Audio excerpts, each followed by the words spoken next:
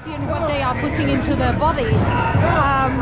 People aren't questioning or thinking about this, but since it is experimental, because as we all know, it's a period of a 10-year test, 10-year span of testing. What if a few months from now, weeks, years from now, the adults, the parents or the families of the children do get an adverse reaction, or God forbid, they pass away, then the children are going to be left in the hands of the state. So you need to realize that it's important for all of us to say no, not just the children.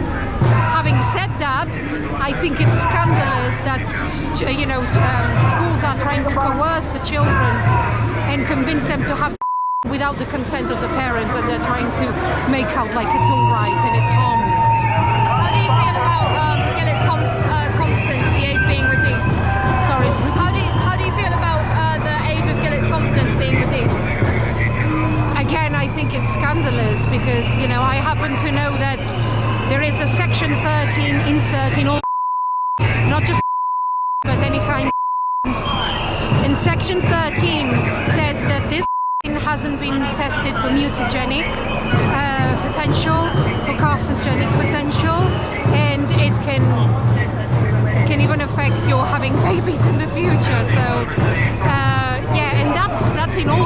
I'm not making this up, unfortunately. I can't remember a single GP or doctor that ever told me, look, do you know that there is a section 13 insert that says this?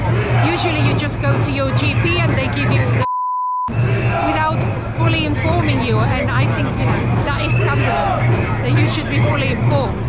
Yeah. Do you think that there is a real pandemic, or do you think that there is a further agenda?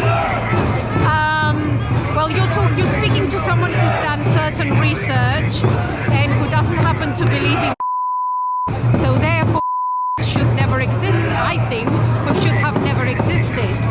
Yes, there is an agenda, obviously, because I think they were a cocktail of toxic chemicals in order not only to remove what the establishment considers useless people, so old people or people with a pre-existing condition that makes them unable to be useful to society, but those of them who do survive become a client of Big Pharma for life.